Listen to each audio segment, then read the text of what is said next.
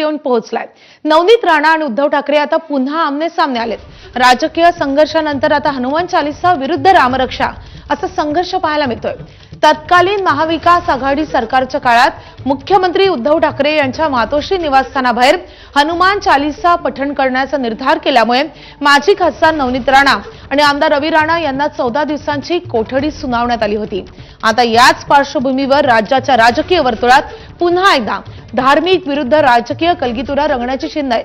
उद्धव ठाकरे यांच्या रामरक्षा आंदोलनाला प्रत्युत्तर म्हणून नवनीत राणा अमरावती येथल्या प्रसिद्ध हनुमान गढीवर हनुमान चालीसा पठण करतायत। दोन्ही नेत्यांच्या या भूमिकेमुळे नागपूर आणि अमरावतीमध्ये राजकीय वातावरण चांगलेच तापलंय।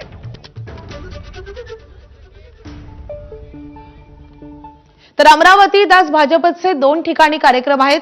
नवनीत राणा दुपारी 4 वाजता हनुमान चालीसा पठण करणार आहेत, तर आज दुपारी 12:30 वाजता आमदार प्रवीण पोटे यांचा देखील कार्यक्रम आहे। मुख्यमंत्री देवेंद्रजी फडणवीस यांच्या समर्थनार्थ आणि उद्धव ठाकरे यांना श्रीरामानं संमती आणि सबुद्धी द्यावी यासाठी आज दुपारी 12:30 वाजता राजकमल चौक येथे हा कार्यक्रम आयोजित करण्यात आलेला आहे। त्यामुळे उद्धव ठाकरे यांच्या या रामरक्षा आंदोलनाला प्रत्युत्तर म्हणून भाजपच्या वतीनं 2 कार्यक्रमांचं आयोजन करण्यात आलंय।